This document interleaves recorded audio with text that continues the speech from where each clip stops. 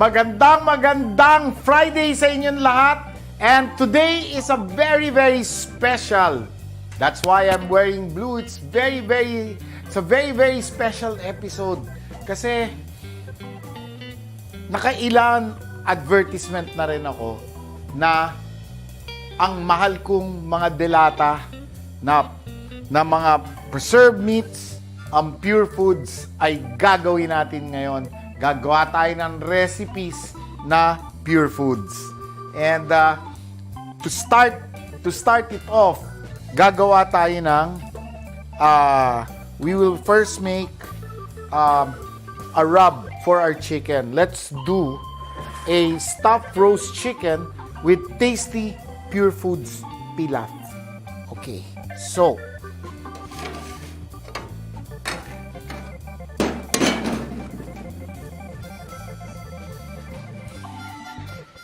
okay, we're gonna put that in reserve to make our pilaf. And here is our we're gonna start cooking. We're gonna start melting our butter. No? Magme-melt tayo ng butter, our magnolia butter. Because we're going to use this not only for our pilaf, but we are also going to use it for rubbing our chicken. We're rubbing and enriching our chicken with magnolia butter.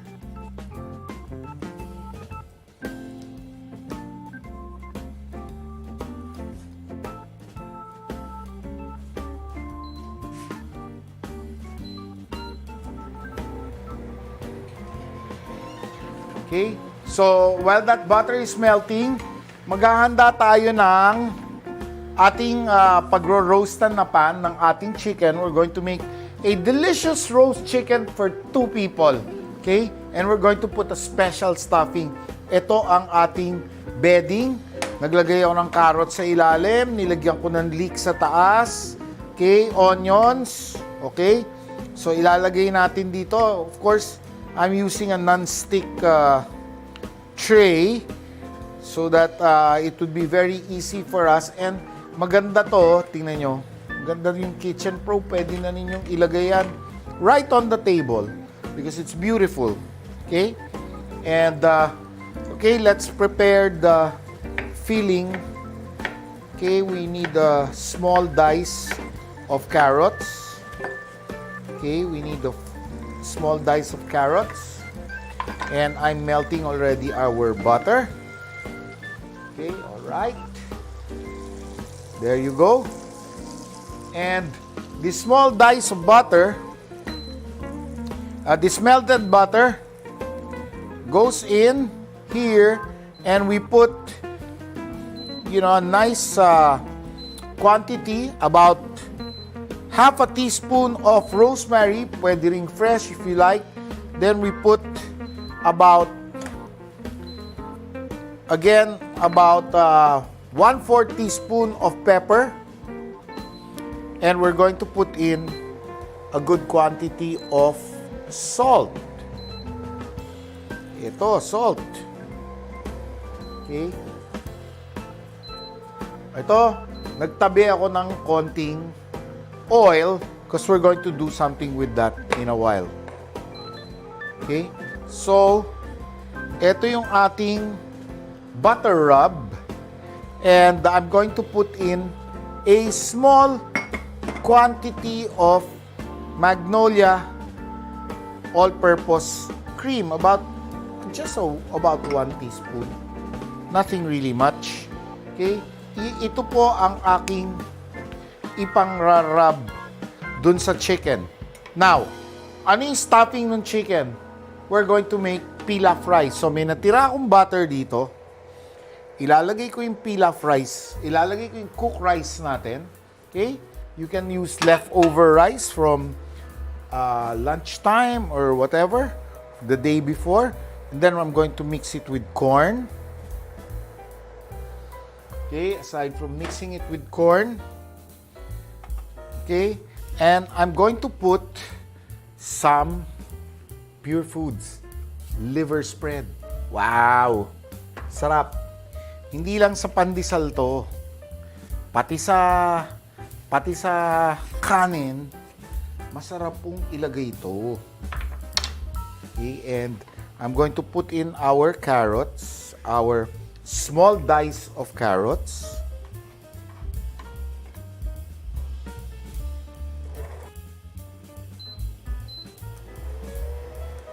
Okay, so we have our carrots, corn, and peas. Okay, and we are going to make a pilaf out of this by putting, may konting butter na sa ilalim to, no? By putting some liver spread na Purefoods. Okay?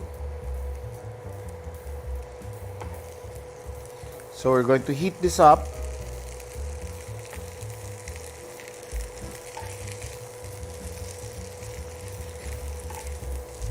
Okay, and aside from putting the liver spread in the rice, I used to like it kasi, ewan ko, sasarapan ako kasi dati, yung kusinera namin, pinansa-stuffing talaga ng liver spread yung kanin. So, ginagawa to ng kusinera namin noon. Our cook used to do this. Then, let me get some Purefoods luncheon meat. Okay, this is really an excellent product. Be sure when you do the Purefoods luncheon meat, it comes in different flavors. Chili and pepper, bacon. There's also the classic luncheon meat. But you open it on both sides and push out the luncheon meat so that you have a nice sliceable hunk of luncheon meat, no? You don't have anything na dudurog-durog. So that's medyo dudurog-durog at medyo naghihiwalay. So there's liver spread. I'm just getting a small slice of this luncheon meat. Okay, and I'm also going to dice it, but bigger than the carrots. Okay, gonna have a few pieces, and I'll put it in our pilaf. Okay, so this is a liver spread pilaf, and the fat coming from our cured meats. Put a little more. The fat coming from our cured meats will take care of the interior, the moisture of our chicken. We're going to stuff this into our chicken. Okay, we're going to mix this, stuff it into our chicken. Okay, there you go. And here's our chicken. I took this off. I took the mas gland, that little piece of chicken ass. No, I took it off. And I took off the fat from all the sides. No, this is a nice magnolia chicken. Okay, and I will be rubbing this with our rosemary cream. Rosemary cream. I heated up and melted the butter, right? And I'm going to put in bay leaf and also pepper and some garlic. Okay, so this is our rub, and I'm putting it on the outside of our chicken to help caramelize our chicken. And we're going to put in the Purefood stuffing, the rice pilaf stuffing inside this chicken. And it's a really good thing to do kasi kung magde-date kayo ng asawa mo o magde-date kayo ng mga anak mo, depende sa size ng chicken, ito ang magandang gawin. Okay, so we rubbed it inside out and we're going to put in our chicken and really stuff it really well, no? Okay. Now, what we can do with this is, I'm going to slit this. Okay? Meron ba tayong scissors dyan? I'm going to slit this and put in our leg para mukhang maganda at mataba and juicy ang ating chicken. So, yeah, I'm slitting this. There you go. And putting in our chicken leg. Okay, that will help prop up. Okay, I'm going to take out the edges of this wing. Okay, tanggal yan. Okay, and I'm going to tanggal to. Okay, and I'm going to reverse this later. I'll show it to you when I put it on our bedding. Now, our bedding, you see the rest of our rub. So that's still butter and herbs. And I'm going to put it here. I'm going to put it here on our rub, no? And let the juices of the chicken rub on the vegetables. You can eat the vegetables after because not only will it give it flavor, but you have a lot of flavor coming from the chicken drippings of our roast. And oh, by the way, we gotta set this already because I want this to fire up. Okay, we'll put it at 360 degrees and we'll timer that. Okay, and I'm going to be stuffing the chicken with the pilaf. Okay, here's the chicken. And yeah, you just have it. This is really a good, this really good for two. When we stuff this, and we just cram that rice in, and that rice will be giving a lot of flavor to our chicken.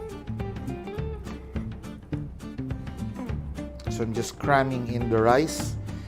The juices of the chicken are going to run into the pilaf, which will give additional flavor to the rice stuffing that we have for this chicken. So I'm just gonna cram it in. Okay, and later you can just slice the chicken and take the pilaf and have a really good meal.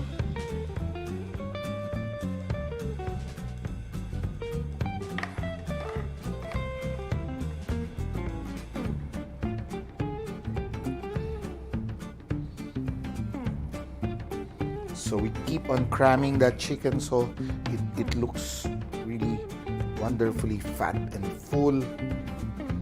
Okay, and we can put some more here on the joints, near the joints, and cram that even more with the stuffing. Okay, so this is a rice pilaf stuffing that we prepared especially out of rice, liver spread, Purefood's liver spread, and Purefood's luncheon meat. And that's about, on an average chicken, about 1 cup of rice pilaf with your additional peas and corn and carrots, and that would be good. This is quite a small chicken, so we have a little bit more excess of the pilaf, but this is quite good. I would say this is quite good. And okay, we'll just cram that inside. We'll cram the rice filling inside the chicken. And we'll probably have a little more. Cram a little more. And we can compress it so it doesn't really come out. And it might push the rice out, but it's okay. The rice will always be well flavored and enjoyed and eaten. Okay, you see that? I'm putting the rice inside. And the chicken's going to roast and drip. And you have a lot of flavor coming into that roast chicken. And now, time to put this. Okay, I'm going to just invert this. I'm going to break the wing a little. Okay, and also snap this a little.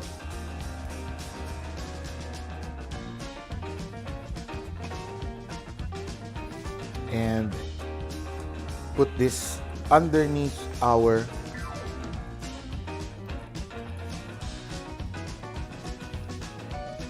bed. There you go. And that's crammed with our rice. Okay. I'm just tucking the wing in. Okay. Nice. And we're about ready to shove it into the oven for roasting. Okay. The final touch of our rub. Okay, whatever's left. And this is going to be really ready and deliciously juicy. Okay. There you go. See that? Okay, so we're gonna put this in our oven. We'll get ourselves ready for our next dish.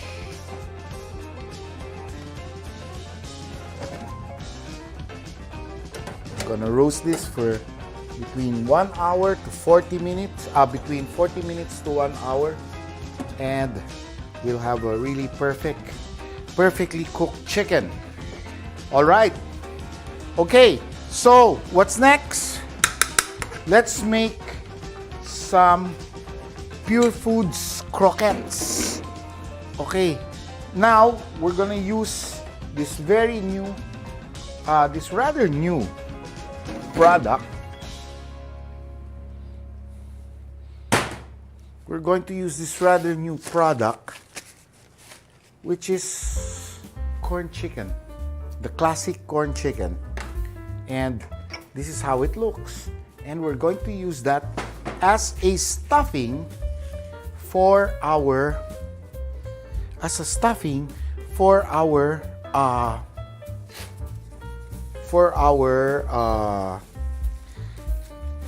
creamy croquette filling. We're going to make our cream sauce because we're going to set this cream sauce. And once we set this cream sauce, then we're going to once we set the cream sauce, then we're going to make our croquettes and shape it. Okay, for the filling, okay, all you need is APF, all-purpose cream, half a cup. Okay, all-purpose flour, I'm sorry, half a cup.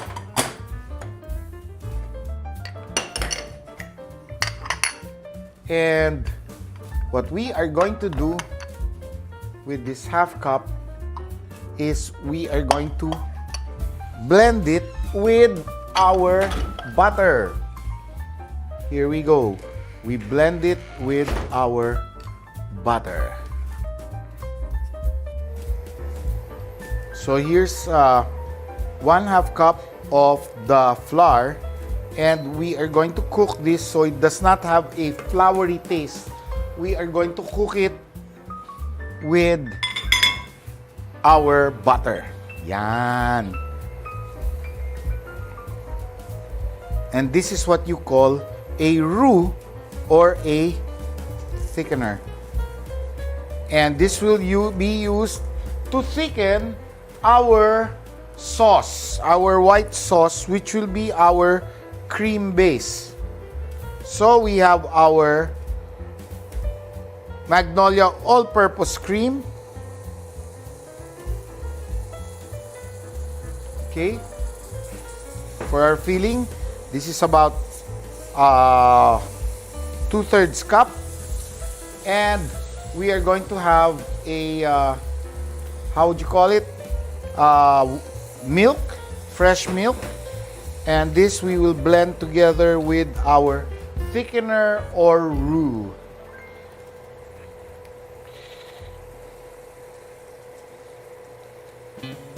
Okay, let's get this into a smooth paste. And then we're going to get half a cup of chicken stock, maybe 1/4. Let's not make it too loose. Okay, there you go.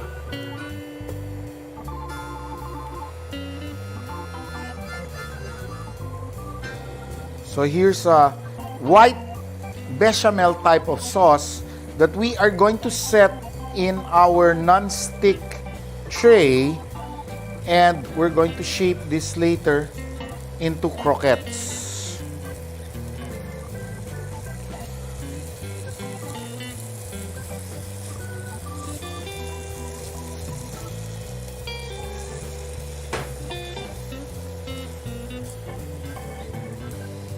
Okay, and well, we want a small can of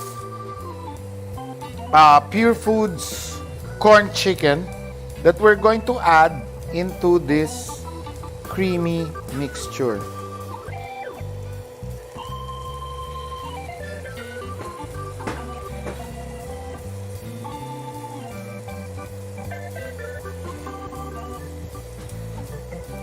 And this is what is going to flavor our, okay, there's some salt and pepper.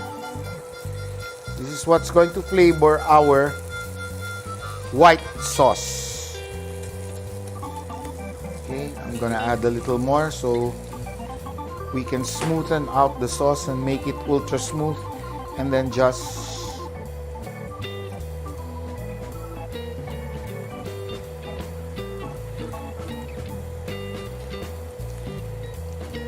get it. Okay, so ito, we're going to make it into a smooth sauce.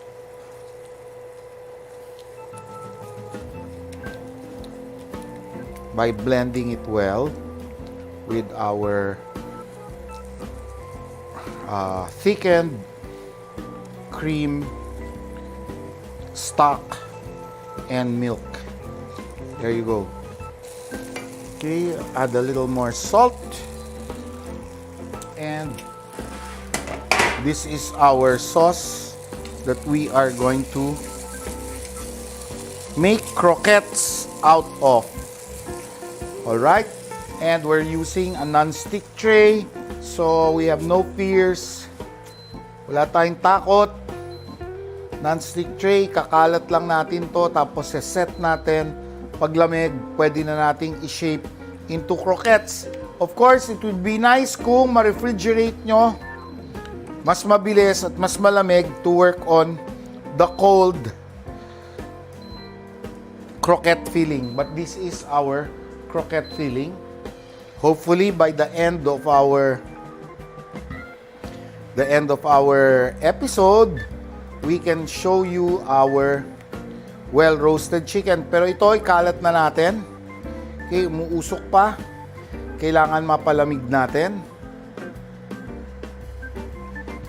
Okay, and this we will coat in flour first, and then egg, and then flour again, and then egg, and then a third coating of panko, Japanese panko breadcrumbs. Okay, so ito, palalamigin natin. We're going to send this to the freezer or chiller muna para, si Chef Jeff. Thank you. Okay, so, mamaya na yung ating koroke. Okay, we'll take a break on that koroke, but gagawa tayo ng ating fast na banh mi. Okay, banh mi, Vietnamese sandwich. Okay, we have a banh mi, we have a Vietnamese sandwich, and this banh mi, okay, what is important, you get a lot of, we have pickled vegetables. And how do you pickle the vegetables? Oh, very simple. You get, may singkamas tayo, radish, carrots, and meron tayong leeks. Okay? And we get a bowl. Okay? We put our carrots, our radish. Okay? We put our singkamas, jicama, okay, and some leeks. So we have our Vietnamese pickled vegetables. So eto, gagawin in advance to kasi kailangan natin at least mga 3 days. Okay? Bukod na doon, meron tayong onions. Okay, aside from the 3 vegetables that we have. Okay, we mix that together. And we put patis, fish sauce, sugar, a little salt, pepper, white pepper would be good, a little water, and we finish off with vinegar. Para tayong gumagawa ng atsara, pero malalaki ang putol. Okay? And these are our Vietnamese pickled vegetables. Okay? 3 days to. Ngayon, hindi na tayo maghihintay ng 3 days kasi ano lang ang natin, ang time natin. So, lalagyan din natin ng laurel yan, dahon ng laurel. Okay? And bukod na sa dahon ng laurel, katulad nito, lalagyan din natin ng peppercorns. Okay? And this was made we planned this was made about a week ago. And it will last. Actually, the Vietnamese vegetables would be nice and crispy even after 1 week. So, ano na kailangan natin para sa banh mi? Very simple ang filling natin. We have cilantro, we have romaine lettuce, we have tomato. Okay? If you want additional onions, okay lang. We have mayonnaise. We have Purefood's liverspread. Okay? And Purefood's Luncheon meat. Okay, and one last item to make our super banh mi sandwich really good is some leftover or some, I asked somebody to buy me half a lechon manok. There you go. Okay, so we're going to have really good banh mi. And okay, so first things first, I'm not too keen about too much of this. Since I'm not too keen about the crust, so maybe I'm going to cut off the crust. I'm going to cut off the crust or use it by hand, no? Cut it off by hand, but I would prefer to put emphasis on the filling rather than the crust. Now, if you buy Vietnamese bread, okay, a Vietnamese baguette is very light, so it's okay to have this crust because it contains a lot of holes. So I'm just putting a hole on that. Slicing through the white crust of the bread because I want to emphasize more on our filling. All right, so there you go.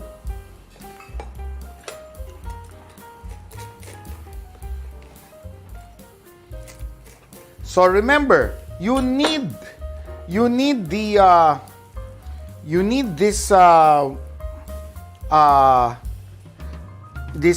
pickled vegetables, and you need also some fish sauce and sugar, which we're going to make a sauce out of. Fish sauce, sugar, and calamansi juice or lemon juice. Okay, so I just took off the crumb, okay, and left the crust of the bread. Okay, and we are going to make the dressing. So here's, I made something very ready. Okay, I'm going to cut our luncheon meat. Okay, some people like to fry it, some people don't. They want the natural taste of luncheon meat. All up to you. Since this is a cold type of sandwich, you know, it's going to be really good. Okay, for the banh mi, it's your mix. You can discover what mix that you like. One of these days I'm going to try putting some corn chicken, and let's see if that works. But right now, of course, the classic banh mi would have either pate or liver spread. Okay, so I'm going to put pate on one side of our bread, okay, or liver spread. Pate like is how would you call it? It's a paste, so you can call that, our liver spread can be termed actually as a pate, but this is how they do it. And the Vietnamese have a version which is so similar, the liver spread version. So I'm putting one side of this on the bread, and I'm putting some mayo on the other side of the bread. Okay, well, what's mayonnaise? It's very French. The French invented mayonnaise. So there you go. Okay, so there is one side with Purefood's liver spread, one side with mayonnaise. All right, and well, let's make our dressing. Here's some calamansi. Here is some. We need some sugar, and we need some fish sauce. Okay, what is a Vietnamese dressing that gives it that umami touch? We have to put lemon juice or calamansi juice. We have to work it out with sugar and with some patis or fish sauce. All right, so here we go. Here is our lechon manok or our roast chicken, and all we want to do is put a layer of roast chicken. Okay, a layer of roast chicken on one side.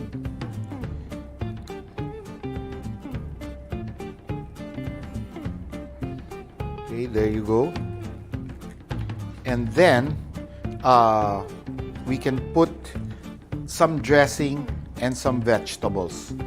Okay, let's make the Vietnamese Nuoc Mam Cham dressing. Okay, you need calamansi or lemon juice, some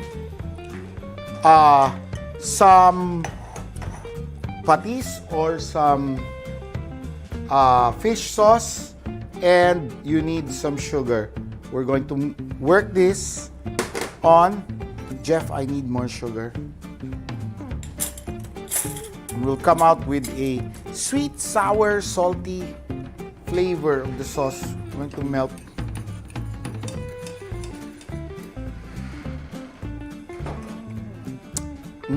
Kulang ng sugar. Kulang na kulang. Okay, and this is very simple assembly. Okay, I'm going to put on the chicken. The banh mi is a very hearty sandwich, and I'm going to put on the chicken some dressing. For the for our croquettes, I'm going to start heating our oil because I think, how many minutes do we have left, Francis? We have 15 to 20 minutes left, so I'm gonna start putting oil already on the pan where we will deep fry our croquettes.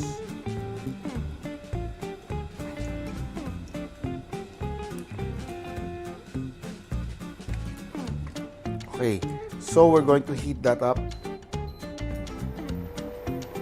Okay, and here's our sugar. We're going to put more sugar on our calamansi juice and our calamansi juice mix with our patis. Okay? And we're going to melt that.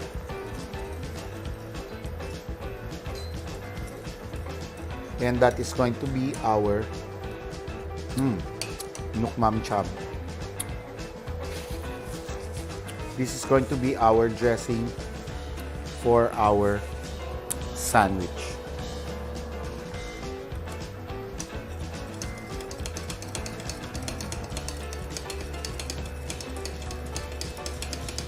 All right, so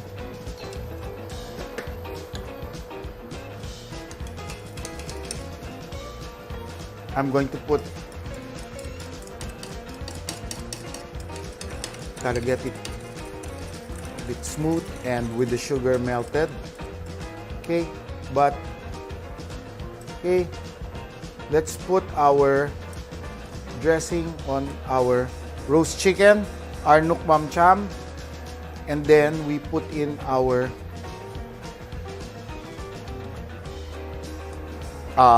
luncheon meat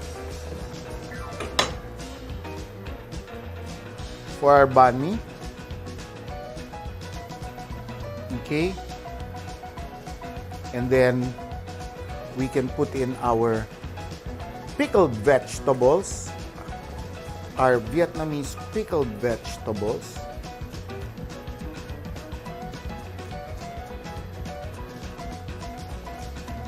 There you go, not too much, just not right to feel the tartness and to have that that vegetable, you know, flavor with the radish and the carrots and the leeks. Okay, and then we put in some tomato, some cilantro. I love putting sprigs of cilantro on my banh mi. Okay, and yeah, we put in our lettuce, and we have a super Vietnamese sandwich. All right, so here you go, and that is one hell of a delicious banh mi.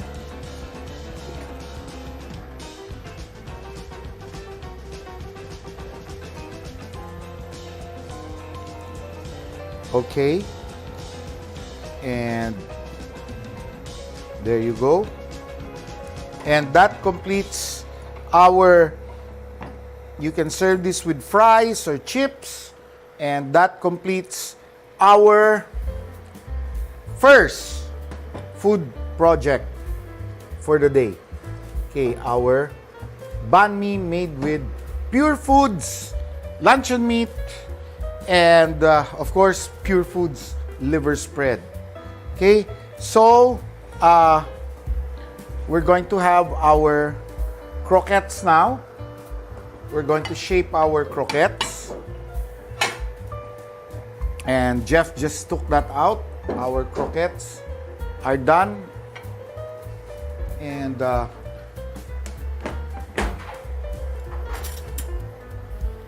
here's our croquette. Okay.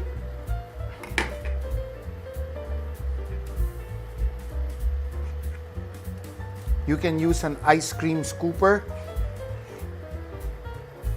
if you want very even portioning. I'm going to do about 5 first of this, and then just I'll do 5 first. It's not that set yet, but it will do. We're okay with that.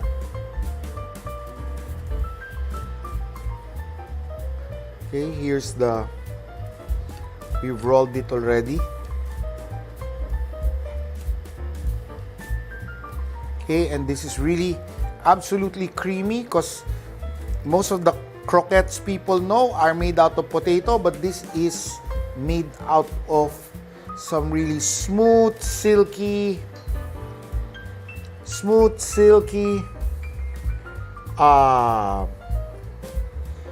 cream sauce or bechamel.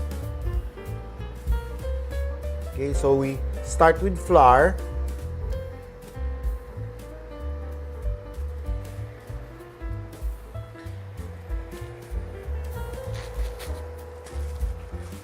Okay, we start with flour. Okay, and we dip in egg. Okay, we dredge that with flour. We dip in egg. Put a second layer of flour to really insulate it and to keep it from spilling out.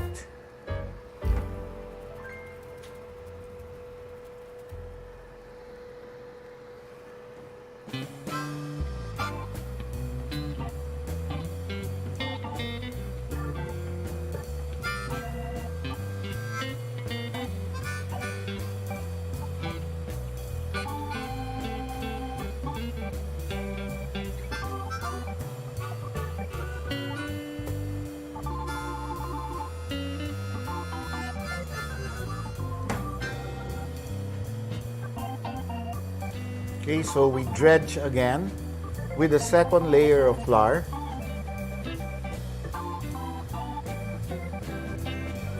There you go.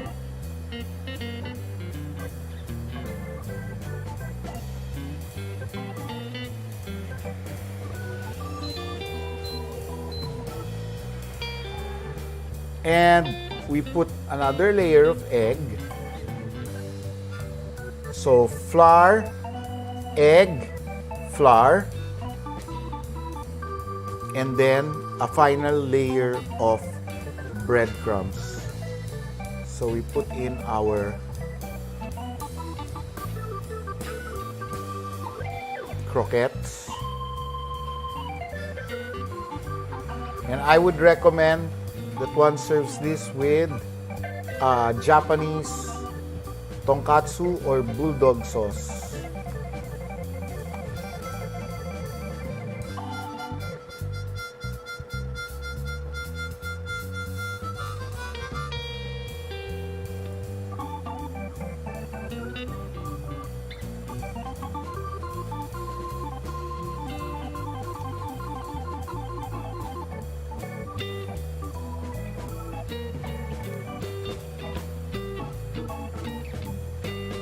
Okay, so we roll it in a final coating of panko breadcrumbs, Japanese breadcrumbs.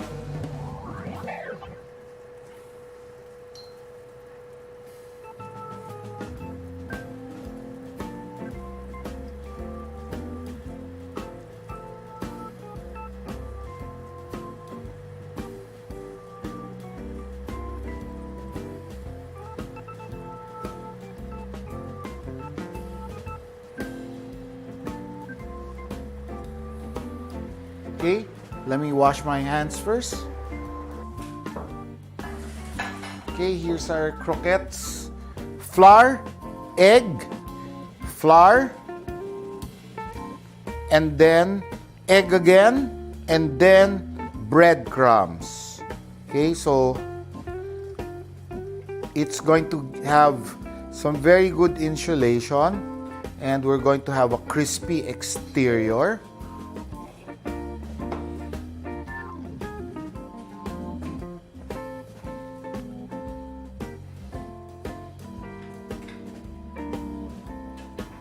Okay, let me roll the sides just to make sure that we have good croquettes, restaurant quality croquettes. There you go.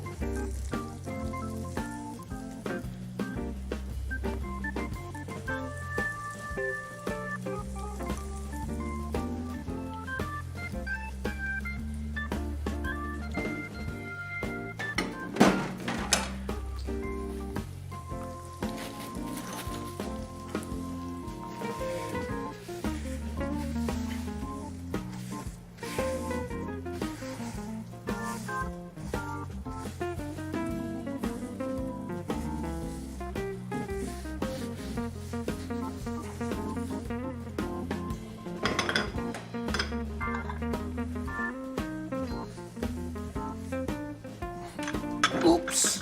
Baka ma-overdone. Baka ma-overcook.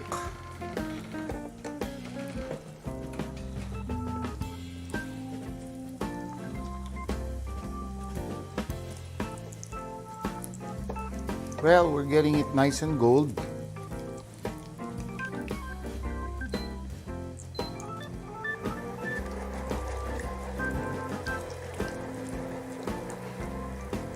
We have some beautiful croquettes, and there's no leak with the white sauce, so you're going to have this really beautifully creamy.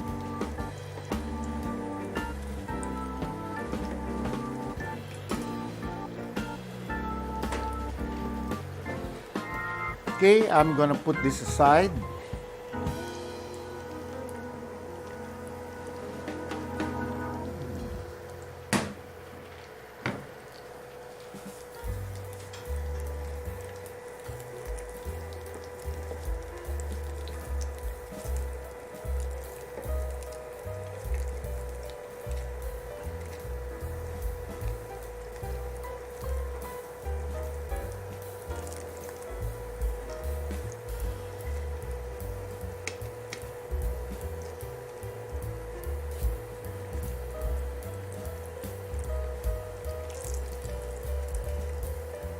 And how beautifully golden brown our croquettes have become.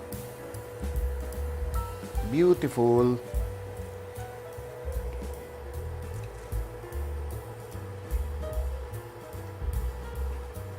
All right, there is our second food project, which is the creamy corn chicken croquettes. And then we're just about ready. How many minutes do we have left, Francis? Huh? 5 minutes. Okay, we have a few minutes left. Let's make a big thank you. Okay, here is our Purefood corn chicken. Okay, Purefood corn chicken croquettes made with luncheon meat and oh, there you go. Liver spread. All right. So we have 5 minutes left, and I want to thank Pure Foods for being such a wonderful supporter to our school and to me and to everyone who loves good food, who loves luncheon meat, who loves liver spread, who loves corned beef and corned chicken. Wow.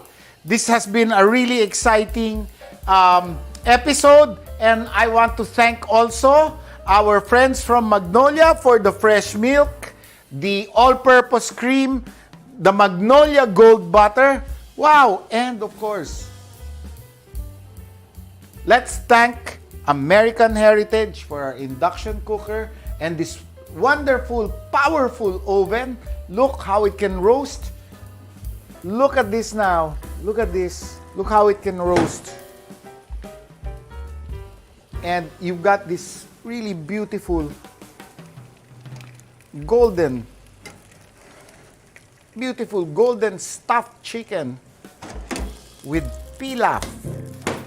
And we can just transfer this to a beautiful serving tray. Look at that. Look at that. And wow. Look at that. We can, and there's your rice, your pilaf. Okay, and that stuff, that's really good for two. There's a lot that I stuffed into that. And of course, what would be kitchen life without Kitchen Pro and without Masflex? Maraming salamat Kitchen Pro at Masflex para sa lahat ng mga suporta nyo. Pati maraming salamat sa American Heritage. Maraming salamat uli Magnolia, gatas, full cream milk, butter, and maraming salamat Purefoods for the wonderful items that we have been using today. Luncheon meat, liver spread, corn chicken, and in the future we'll be using corned beef. Maraming salamat. Naku, tempted na ako. Bago tayo magsara, naku, eto, wow, umuusok ko. Isn't that beautiful? Isn't that wonderfully creamy? Sobrang sarap.